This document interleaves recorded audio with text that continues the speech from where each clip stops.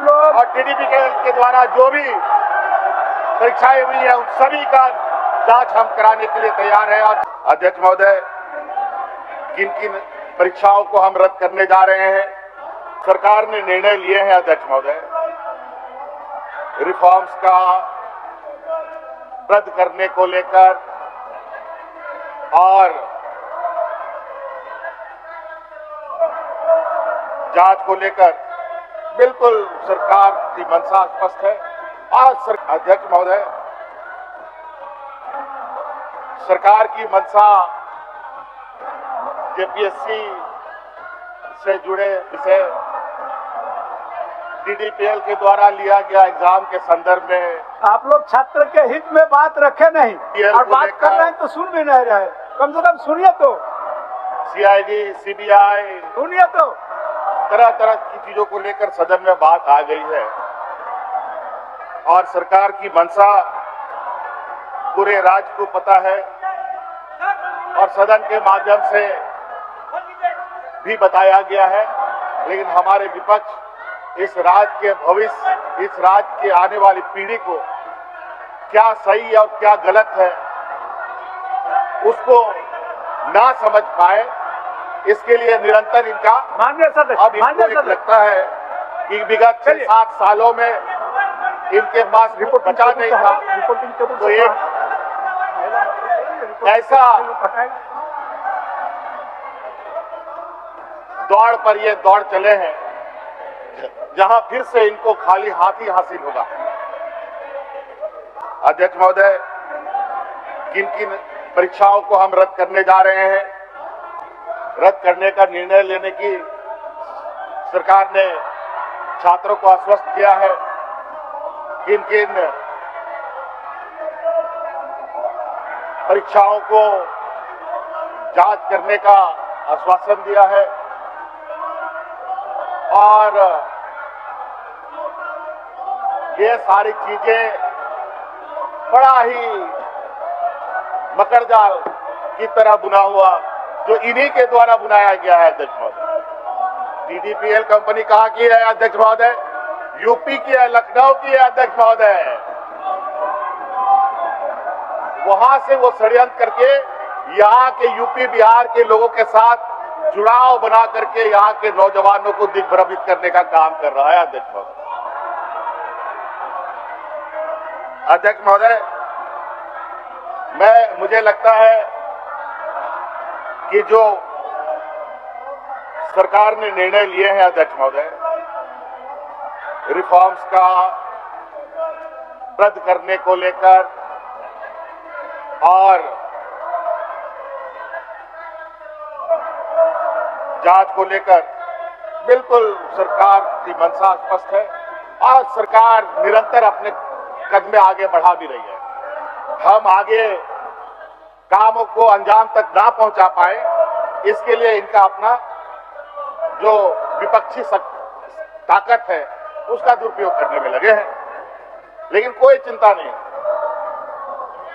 वो क्या कहावत है, वो हल्ला करते रहेंगे, हम अपना राह चलते रहेंगे। तो इसलिए अध्यक्ष महोदय, भैंस के सामने बीन बजाने से कोई फायदा नहीं, इसलिए हमें अपना काम करते जाना है। अध्यक्ष महोदय, और कल जिस तरीके से सरकार और आंदोलनरत छात्रों के बीच में पूरा दिन भर का समय व्यतीत हुआ, आप लोग सदन में व्यवस्था कायम होने नहीं दीजिएगा, सदन की व्यवस्था को कायम करने नहीं दीजिएगा एकदम। और प्रशासन का भी धैर्य का जो परिचय देश में दिया गया वो भी अभूतपूर्व है। अध्यक्ष महोदय, जहां 12 महीना 144 लागू रहता हो, संवेदनशील स्थान माना जाता हो, चाहे लोकसभा हो, चाहे वो राज्यसभा हो, चाहे वो विधानसभा हो, चाहे वो विधान परिषद हो, उसके एक सीमित दायरे तक कोई नहीं आ सकता। लेकिन ये हमारे जो विपक्ष के लोग जो गेरुआ वस्त्र पहन करके ढोंग रच करके दुनिया को दिग्भ्रमित कर रहे हैं, अब छात्रों का भी चोला पहन करके झारखंड के छात्रों को गुमराह करने में लगे। लेकिन कोई बात नहीं, वो भी परत दर परत हम हटाते रहेंगे, ये हमारा संकल्प है। और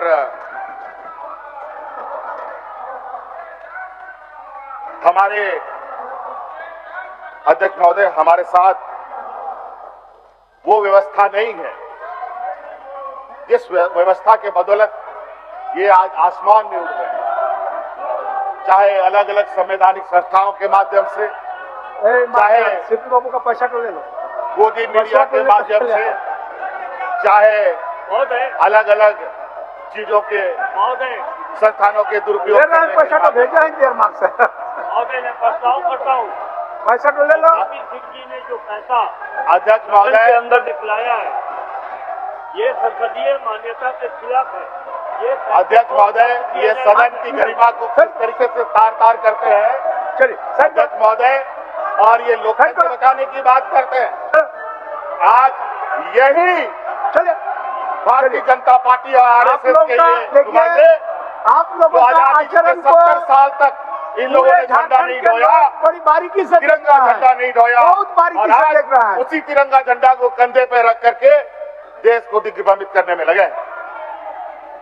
अध्यक्ष महोदय, मैं चाहता हूं कि इस बात को बहुत ज्यादा लंबा करने की आवश्यकता नहीं है।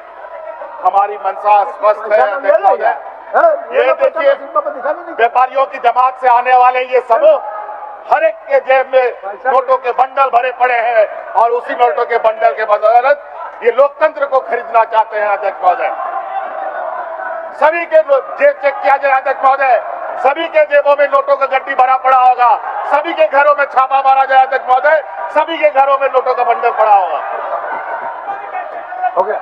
और उसी के बदौलत ये लोग मंदिरों का भी, ये लोग मंदिरों को भी नहीं छोड़ा। अध्यक्ष महोदय,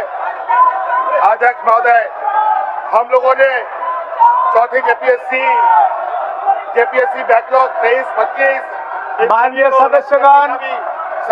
सदस्यगण, एफआरओ 11-13 जेपीएससी और एबीपी, ये सभी परीक्षाएं पीटी मेंस हो चुके हैं, कानूनी प्रक्रिया के तहत आज का। अध्यक्ष महोदय, आप लोग और टीडीपी के द्वारा जो भी परीक्षाएं हुई है, उन सभी का जांच हम कराने के लिए तैयार है, और जांच चल भी रही है, और हम आश्वस्त हमने भी बच्चों को किया है। आप लोग लेकिन ये लोग माने तब ना। आप लोग सदन नहीं चलने देने का मन बना के आया है, फास्ट ट्रैक इसलिए बहुत ही दुखी मन से और बहुत ही भारी मन से अपना ECIR भी दर्ज कर लिया है। तो जनता का जन समस्या है, महोदय, उसको भी आप लोगों ने निराकरण करने नहीं दिया।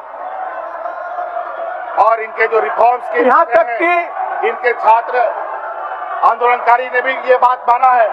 रिफॉर्म्स पे हम लोगों ने अधिकतर मांगे उनकी मान ली है, और उससे भी बेहतर रिफॉर्म के साथ हम लोग आगे जाएंगे। अध्यक्ष महोदय, जहां पर हम लोग बड़े बड़े संस्थानों के साथ IIT, IIM, XLRI जैसे अनेक और प्रतिष्ठित संस्थानों के साथ सलाह मशवरा करके क्या बेहतर तरीके से रिफॉर्म्स लेते हुए एग्जाम कंडक्ट कराए जाए, ये हमने निर्णय लिया है। अध्यक्ष महोदय, मैं एक बहुत अच्छा कविता लेके आया था, लेकिन ये लोग ये कविता नहीं सुन पा रहे, तो मैं ये कविता नहीं बोल पा रहा हूँ। इसलिए अध्यक्ष महोदय, नहीं तो बहुत ही खूबसूरत कविता है। अध्यक्ष महोदय, क्या आपका आदेश हो तो मैं उस कविता को पढ़ दूं? दे दीजिए, प्रोसीडिंग का पार्ट बना। अध्यक्ष महोदय, एक बहुत ही प्रसिद्ध कवि है भूपनाथ पांडे जी, उनका एक कविता है जिसका नाम है गिरो। गिरो गिरो की अभी और गिरने की संभावनाएं भरपूर है। इतना गिरो कि गुरुत्वाकर्षण बल भी शर्म के मारे गिर पड़े। अभी तो गिरने की शुरुआत है, गिरने के अपने सामर्थ्य पर भरोसा गिरने मत दो। सारा विश्व तुम्हारा गिरना देख रहा है। और खुद न गिर पाने पर अफसोस कर रहा है। गिरो, पर अकेले मत गिरो। रुपया के साथ गिरो, चरित्र के साथ गिरो, गर्व के साथ गिरो कि एक तुम ही हो जिसमें गिरने की इतना साहस है। बेशर्मी के साथ गिरो, बेदर्दी के साथ गिरो कि दुनिया तुमसे गिरना सीख रही है। किसी एक ही मामले में तुम सही, तुम्हें विश्वगुरु होने से कोई नहीं रोक सकता। आने वाली पीढ़ियां तुम्हारी गिरने में अपने गिरने की संभावनाएं तलाशेंगी। वे तुमसे भी ज्यादा गिरने का पराक्रम करेंगी। उनकी पराक्रम पर यकीन करते हुए जरा और जोर से गिरो, थोड़ा जोर से गिरो, चारों ओर से गिरो, निपट भोर से गिरो और गिरते रहो। यही सच है अध्यक्ष महोदय हमारे विपक्षों का। धन्यवाद।